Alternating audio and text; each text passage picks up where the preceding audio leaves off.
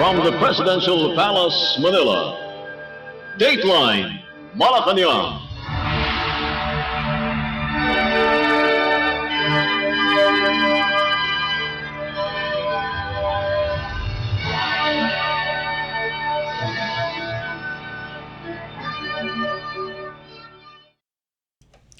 Good day, this is Dateline Malacañang, and here are the news. On the top story, Philippine President Ferdinand R. Marcos Jr. shared that his administration has already filed charges against 177 police officers in the National Capital Region, or NCR, over illegal drugs since he assumed office 1.5 years ago.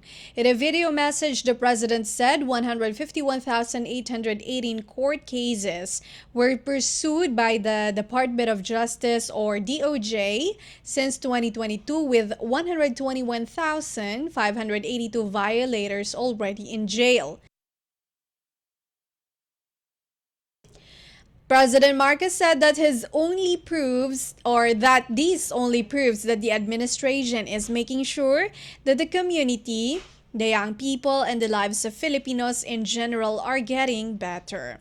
Let us listen to the message of Philippine President Ferdinand R. Marcos Jr. Kabila naman yan, alam naman natin na kuminsan na dadala ang ating mga opisyal at siyempre hindi natin maaaring pabayaan yan. Kaya ang nangyari ay 177 police officers have been charged with drug-related offenses, including the planting of evidence, unlawful arrest, and excessive violence dito pa lang sa NCR. We are now pursuing 151,818 court cases by the DOJ in 2022 to 2023 with 121,582 na ikulong na itong mga violators tungkol dito sa mga drug trade. Para sa amin, hindi lang ito sa mga magagandang numero, kung hindi ay talagang magiging improvement. Pinapaganda talaga natin ang komunidad natin, pinapaganda talaga natin ang buhay ng ating mga kababayan at iniiwas natin ang mga kabataan natin dyan sa pagpasok sa lifestyle ng drug taking. Philippine President Ferdinand R. Marcos Jr. Dateline Malacañang. President Ferdinand R. Marcos Jr. said that he closely monitor and sustain the positive momentum of the Kalinisan sa Bagong Pilipinas, or in English, Cleanliness in the New Philippines nationwide cleanup program following the Department of the Interior and Local Government, or DILG's, pronouncement that the administration collected over 5.1 million kilograms of trash since the nationwide cleanup program began. According to the Interior Secretary Benjamin Abalos Jr.'s National Status Report, about 5,143,775 kilograms of trash were collected by about 1,234,844 participating individuals and 245,393 local officials. Through Memorandum Circular, or MC number 41, signed by Executive Secretary Lucas Bersamin on January 3, 2023, on behalf of the President, National Community Development Day, which was first observed Saturday, January 6th, thousands of village and youth councils took to social media to show how they implemented the President's cleanup program in their respective communities. In his video message, President Marcos Jr. said the orderliness and cleanliness drive will continue every month, and the administration will weigh the performance of each village council and will be honored and recognized for their outstanding performance. Let us listen to the message of Philippine President Ferdinand R. Marcos Jr. Mga kababayan, ako'y nagpapasalamat at natutuwa sa inyong malawakang pagtugon sa ating panawagan na lumahok sa makabuluhang pagdiriwang ng Community Development Day. Sa pangunguna ni Secretary Benhur Abalos at mga DILG officials sa buong bansa, kasama na rin ang ating mga bagong halal na barangay at SK officials. Sabay-sabay na nilinis ang mga kalsada, estero, labas ng mga paaralan at palengke sa bawat komunidad sa araw na yon. Ngunit ano ba ang bago rito? Ano ang bago na itinatag natin sa bagong Pilipinas? Ang kaayusan at kalinisan sa bawat barangay ay gagawin nating tuloy-tuloy. Buwan-buwan na susukatin ang performance ng barangay council at kikilalanin natin at pararangalan natin ang mga outstanding na performance. Higit sa lahat, ang kaayusan at kalinisan sa bawat barangay ay tutukan ng inyong Pangulo. Yan ang isang bago sa bagong Pilipinas. Mga kabarangay, saludo ako sa inyo. President Ferdinand R. Marquez Jr. Dateline Malacañang. Economic and Development Authority or NEDA said that the government still have many things to work on in order to improve the lives and livelihood of Filipinos in 2024, particularly in the labor sector. This is what NEDA believes after the Philippine Statistics Authority or PSA released its labor force survey, showing a 3.6% drop in unemployment or the number of individuals without work in the country for the month of November 2023. According to the PSA report, this is equivalent to 1.83 million unemployed Filipinos or 350,000 lower than the 2.18 million or a 4.2% decline of jobless Filipinos for the same month of 2022. NEDA Secretary Arsenio Balisacan said the country needs to expand its digital economy, including the digitalization of micro, small, and medium enterprises or MSMEs in order to increase the number of workers. Because of this, the NEDA chief said that this is an opportunity to pass and implement reforms such as the Apprenticeship Bill, Lifelong Learning Bill, and the Enterprise Productivity Act that will attract more investors, particularly in digital infrastructure. Secretary Balisacan also underscored the need to create a regulatory framework that will allow alternative work arrangements, including part-time work even in the formal sector. Meanwhile, the underemployment rate or the percentage of those who express the desire to have an additional job or longer work hours also went down to 11.7% from the 14.4% registered in November 2022. The number of underemployed persons was estimated at 5.79 million last November 2023, lower than the 7.16 million in the same month of 2022. Dateline Malacañang. Indonesian President Joko Widodo arrived in Manila on Tuesday evening for a 3-day official visit to the Philippines, aimed to deepen and strengthen the bilateral ties between the Philippines and Indonesia. The plane carrying President Widodo arrived at the Maharlika Presidential Hangar at the Villamor Air Base in Pasay City, where he was warmly welcomed by Philippine government officials. The Indonesian president was welcomed by Presidential Advisor on Peace, Reconciliation and Unity Secretary Carlito Galvez, Philippine Ambassador to Indonesia Ambassador Gina Hamoralin, Chief of Presidential Protocol and Presidential Assistant on Foreign Affairs Under Secretary Rachel Quiñones, and Pasay City Mayor Imelda Calixto Rubiano. Also present were Ambassador of the Republic of Indonesia, His Excellency Agus Widjojo, and Madam Rani Muerni Kahyani, along with Defense Attaché Colonel Bambang Wionarco and Francisca Donna Carmelita.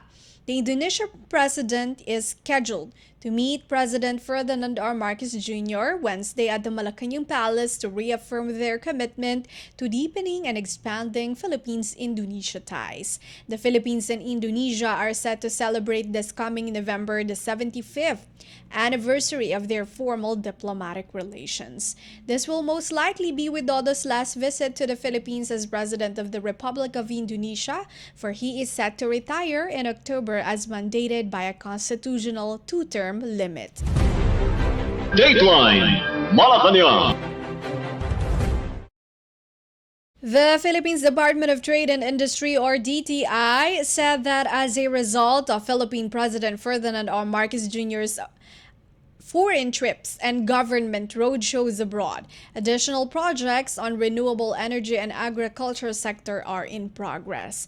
In an interview, DTI Undersecretary Kim Bernardo Loquin said when the agency led by Secretary Alfredo Pascual went to Europe, investors there have signified their interest on renewable energy with the potential of the transfer of technology to the country.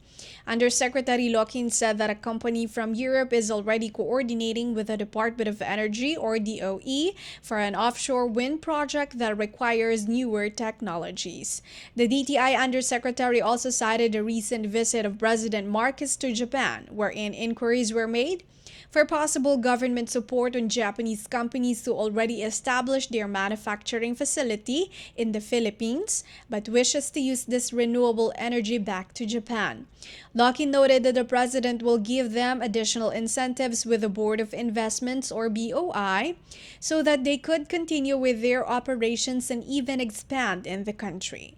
With regards to the agriculture sector, Lockheed said local company Oro Chocolate have already tied up with Japanese firm Mitsukoshi for the production of flavored chocolates that would appeal to the Japanese market.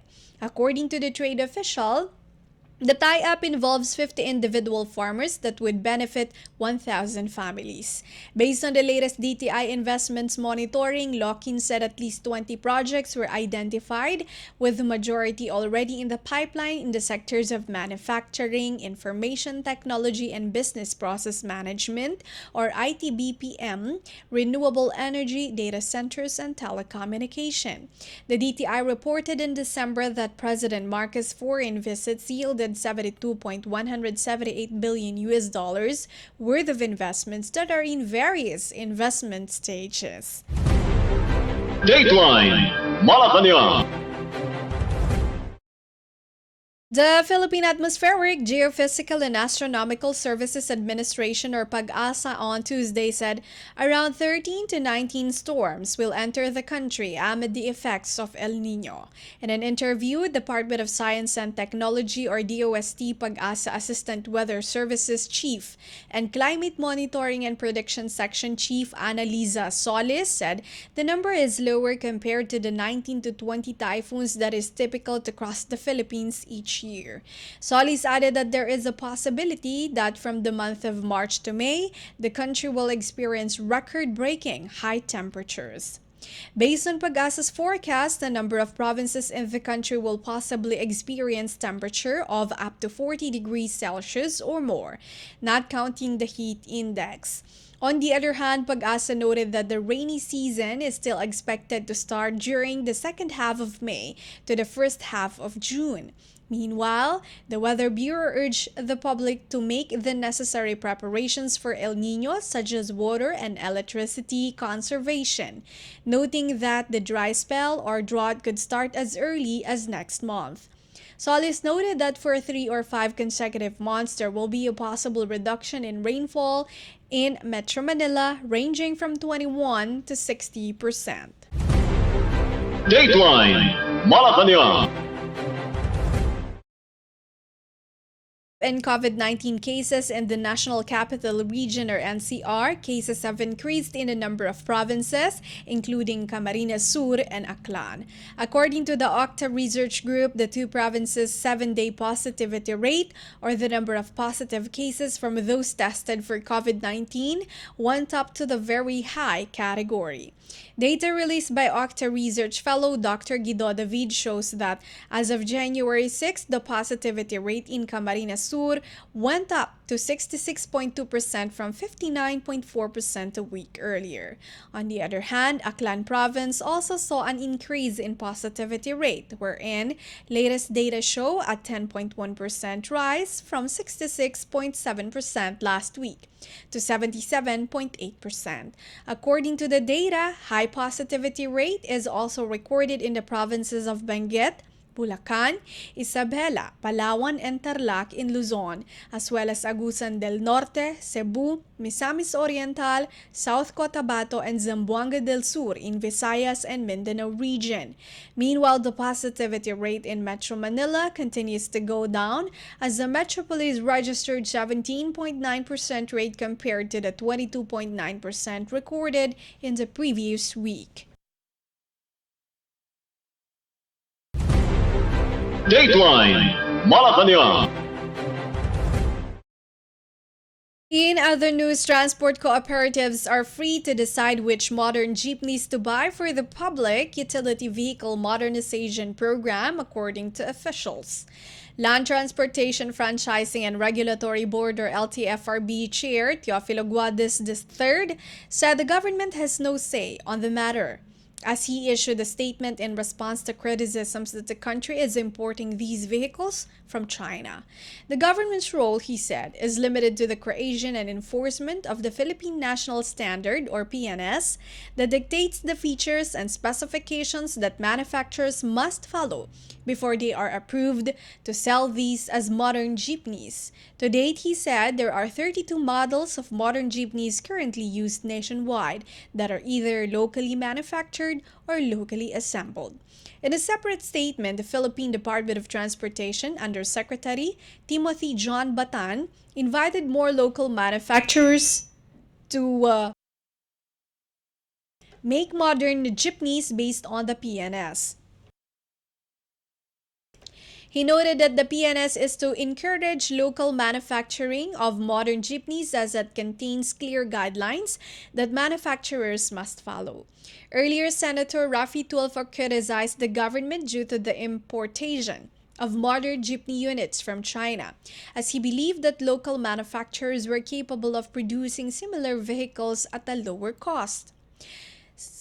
Senator Tulfo said these modern jeepneys from China are priced around 2.6 million pesos to 2.9 million pesos per unit, while local manufacturers like Sarao and Francisco Motors make jeepneys for around 900,000 pesos to 985,000 pesos. Dateline Malacañang.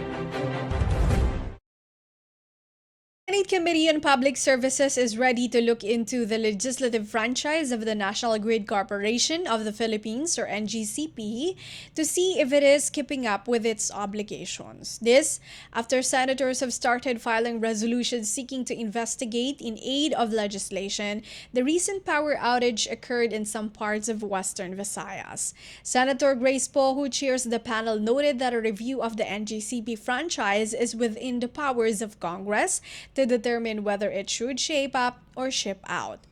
Poe said the recurring blackout in the Panay Island showed something needs fixing to ensure uninterrupted delivery of cheap, stable, and accessible electricity.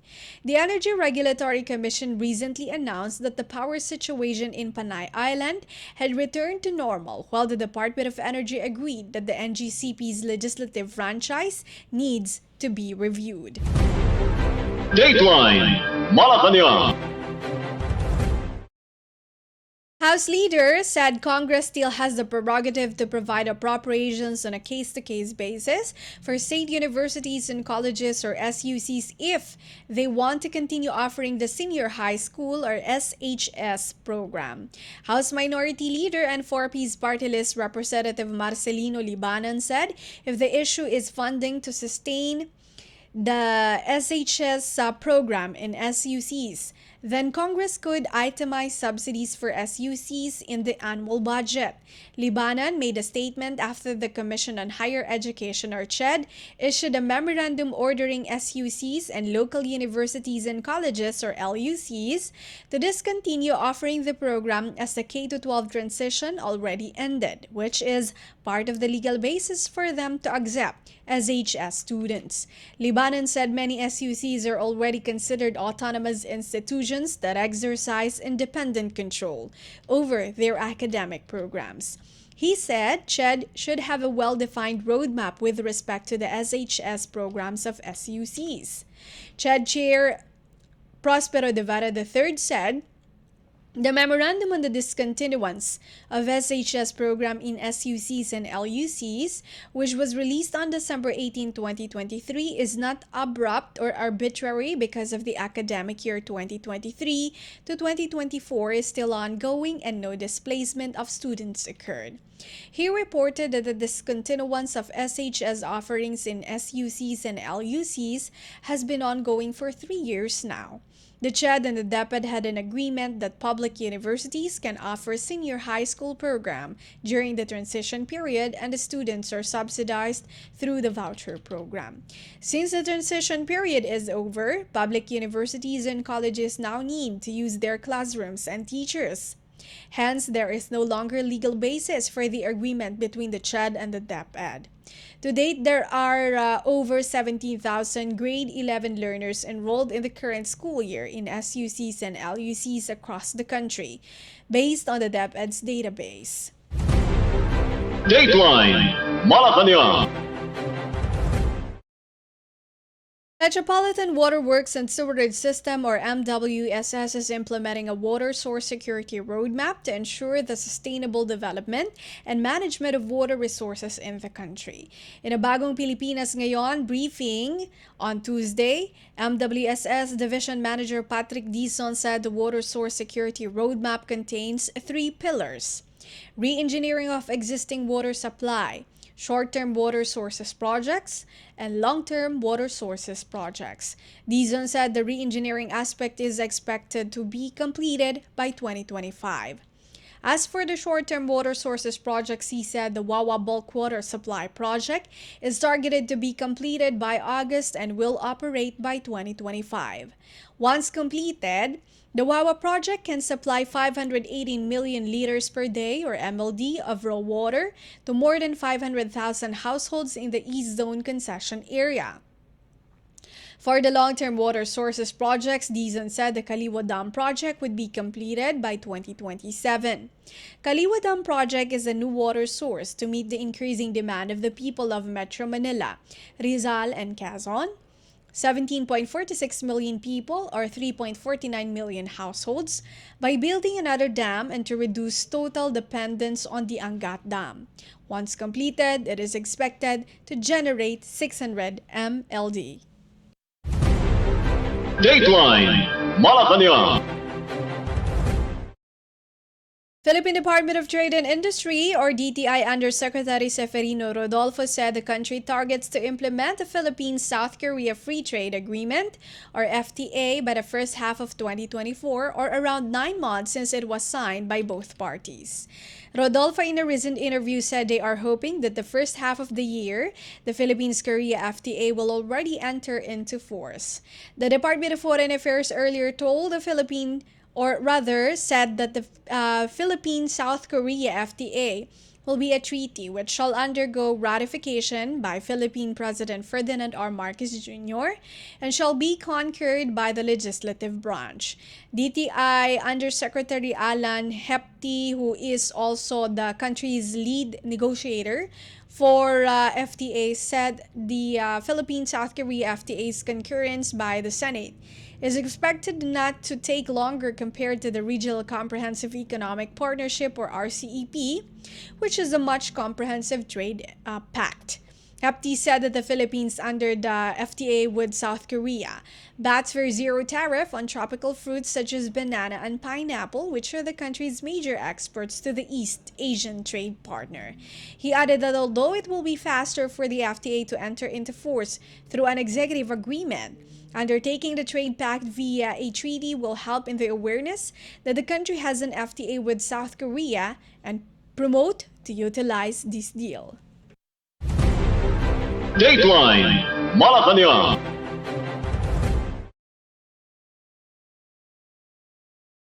Reported that factory output both in volume and value grew at a faster pace in November last year. Results of the PSA's latest monthly integrated survey of selected industries showed that the Value of Production Index or VAPI grew by 2.2% in November, higher than the 1.1% expansion a month earlier. The VAPI in November, however, was lower than the 13.2% growth in November 2022. The expansion in the annual growth of the VAPI in November 2023 was mainly attributed to the slower annual decrease in the manufacture of beverages at 1.4% in November 2023 compared with its annual drop of 26.9% in the previous month. The volume of production index, or VOPI, meanwhile, expanded by 1.9%, faster than the 1.5% growth in October, but slower than the 6.4% expansion seen in November 2022. The higher annual growth of the VOPI in November 2023 was mainly brought about by the same top three industry divisions that contributed to the higher annual rate of VAPI during the period. It said these are manufacture of beverages at 11.6% annual decline from 34.4% annual drop in the previous month. Manufacture of transport equipment 17.1% annual increase from 5.8% annual increment in October 2023. And manufacture of chemical and chemical products 2.4% annual drop from 10.9% annual decrease in October 2023. The average capacity utilization rate for the manufacturing sector slightly went up to 74.8% from 74.3% in October last year. The PSA said all industry divisions reported capacity utilization rates of more than 50%. All industry divisions reported capacity utilization rates of over 60% during the month. The PSA said the top three industry divisions in terms of reported capacity utilization rate were manufacture of machinery and equipment except electrical 80.8%, manufacture of transport equipment 80.8%, and manufacture of rubber and plastic products 79.9%. Dateline Malacañang. For Dateline Malacañang, the 49th Metro Manila Film Festival, or MMFF, has earned around 1.69 billion pesos since its opening on December 25, 2023 until January 7, beating the previous record set in 2018. In a statement, Metropolitan Manila Development Authority, or MMDA Acting Chair Don Artes said the 2023 edition is now the top earning year for the festival despite its 10 film entries being shown in 800 cinemas as opposed to 1,200 cinemas in 2018 that earned 1.61 billion pesos. The MMFF 2023 was supposed to run only until January 7, but was extended for another week or until January 14. He attributed the success of the film festival to the quality of the films offered and the wider range of moviegoers targeted by the films. After the festival, he said MMFF committee will focus on the Made in Manila International Film Festival, or MIFF, that will screen 10 films in Los Angeles, California in the United States from January 29 to February 2. Winston Emano, MIFF consultant and spokesperson, said there will be a series of gatherings and dialogues of Filipino celebrities, filmmakers, and scriptwriters with the American counterparts. The MIFF will hold a separate awards night with a different set of judges that may or may not have the same conclusions as the MMFF's Gabi ng Parangal Awards Night in December 2023. The MMFF committee will also hold a student short film caravan, publish a coffee table book, and Cine 50, where the top 50 MMFF films for the last 49 years will be screened in select theaters for only 50 pesos. Dateline Malacañang. And that is all for today's Dateline Malacañang for Radyo Pilipinas World Service. This has been Bea Gaza. From the Presidential Palace, Manila, Dateline Malacañang.